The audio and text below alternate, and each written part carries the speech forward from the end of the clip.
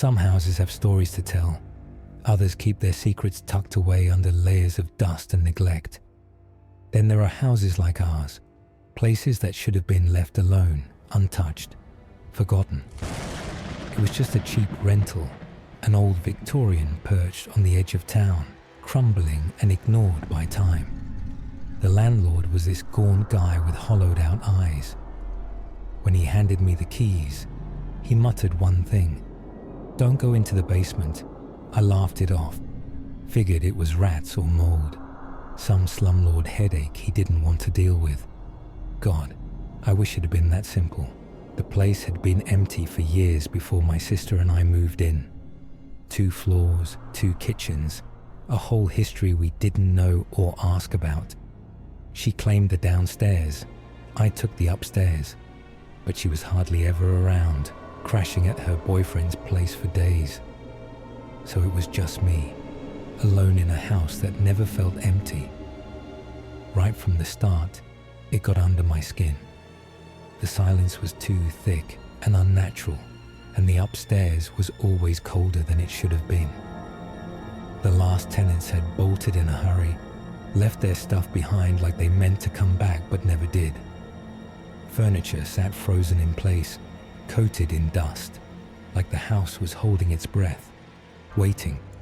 At night, it came alive.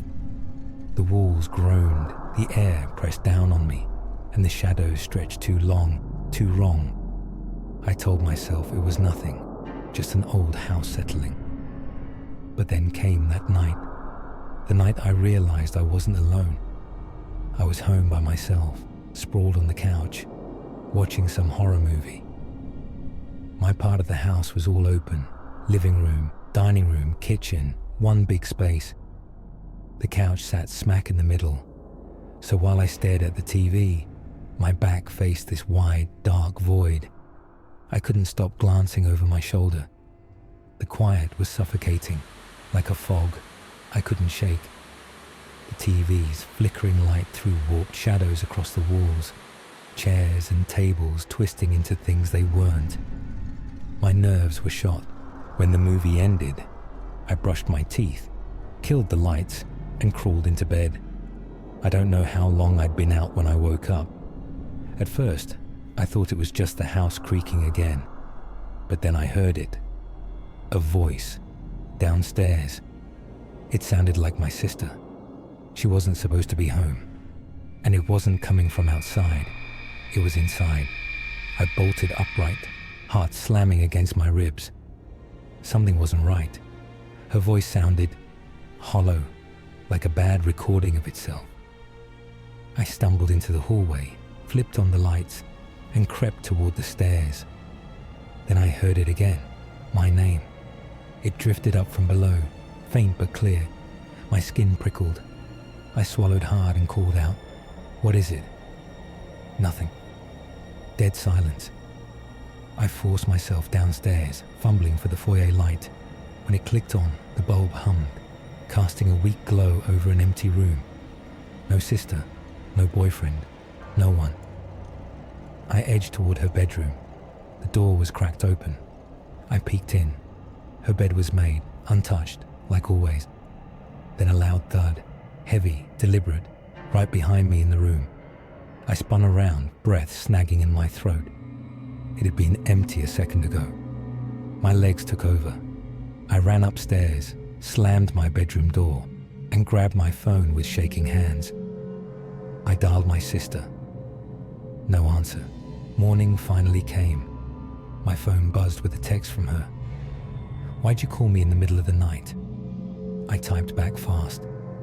"Were you home last night?" Her reply hit me like a punch. "No, I was at my boyfriend's." Dread sank into my bones. I had to know. I dragged myself downstairs to her room, looking for whatever could have fallen, but there was nothing on the floor, nothing out of place. Except the closet door. It was open. I could have sworn it had been shut. A sour, coal stink hit me as I stepped closer. My hands shook as I pulled the door wider. The closet wasn't empty. Behind her clothes, tucked in the shadows, was another door, one I'd never seen before. A narrow staircase spiraled down. My phone's flashlight barely cut through the dark as I descended into the basement. The air turned damp, heavy, and laced with a sharp, rusty smell that stung my nose. At the bottom, the floor wasn't concrete. It was dirt, uneven, and churned up. My light caught something pale sticking out of it. I froze. Fingers. A hand. No hands. Too many. Some fresh, some just bones. Others were swollen and splitting, nails clawing at nothing. I couldn't breathe. I reached out, my fingers brushing something cold and slimy. Then liquid oozed over my feet, thick, black, stinking of old blood. I aimed the light down and gagged. It pooled around the bones, sticky and dark. The smell choked me. I stumbled back, slipping into the mess. Then I heard footsteps. Not mine. A wet, squishing sound came from behind me. I turned, heart pounding so hard it hurt.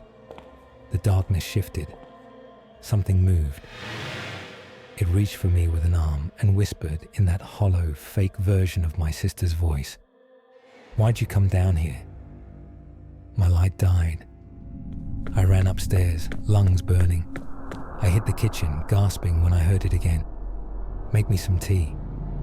I turned slowly, dreading what I'd see. In the living room, there she was, or something pretending to be her.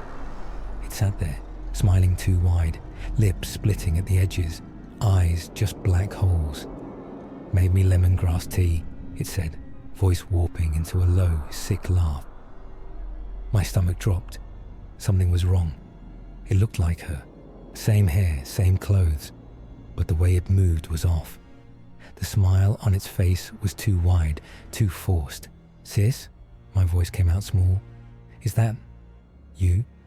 It tilted its head, the motion too smooth. "Of course it's me." My pulse pounded in my ears. I took a step back.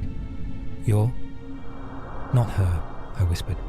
It laughed, a low, guttural sound that made my skin crawl. "Oh, but I am," it murmured, leaning forward. The movement was too fast, too sharp, like a glitch in reality. "Don't you recognize me?" I shook my head, panic squeezing my throat. "Number, you're not her. You're not my sister." It stood then, its limbs bending at angles they shouldn't, its body unfolding like something wearing human skin all wrong. When it stepped toward me, I scrambled back, my fingers searching blindly for the wall. The air pressed in, thick and suffocating. "Make me some tea," it said again. But this time, the voice wasn't hers. It was deeper now, distorted, layered, like something was speaking through her, a sick mockery. "Lemongrass tea. You know how much I love it." And that's when I knew. My sister hates lemongrass tea, always has. She says it tastes like soap. This thing, whatever it was, didn't know that. "You're not her," I whispered, my whole body shaking. "You're not my sister." Its smile stretched wider, lips splitting at the edges, and I ran. I don't remember grabbing my keys. I don't remember getting in the car or slamming the door behind me. I just remember the feeling of something right behind me, just out of sight. Like if I turned too fast, I'd see it. We left the house the next day. My sister didn't ask questions. She never liked the place either. We packed up and moved across town. A fresh start. For a while, I almost believed we were safe, until I started seeing the signs. The first one was in front of a house down the street, for rent. Then another, near my sister's new place. Then another, and another. Different houses, different streets. But all of them were in the same house. The same rotting Victorian. The same sagging porch and empty black windows. It couldn't be real. It couldn't be following me. I tried to ignore it. But every time I passed one of those signs, I felt it. A pull. A heaviness in my chest, like something was waiting. And when I looked, really looked, I swore I saw movement behind the dark windows. something was watching me. Then the dream started. The basement. I saw it every night. I could smell the damp earth and the sharp tang of old blood. I could see the hands buried in the dirt, some fresh, some skeletal, fingers twitching, reaching. Sometimes I stood at the top of the stairs, staring down into the blackness. Sometimes I was already at the bottom, and every time, before I woke up, I'd hear it, a whisper curling around me like a wet breath against my skin. "Why'd you come down here?" I stopped sleeping. I left the lights on, played music, and did anything I could to keep the nightmares away. But it didn't matter. My sister says I'm imagining things, but I know better. Last week, I found a photo in my mailbox. It was old, faded, but unmistakable. It was me, standing in front of that house, smiling. The date on the back was from 1923. I don't know how it's possible. I don't know what it means. But I do know this. The house isn't done with me. It's calling me back.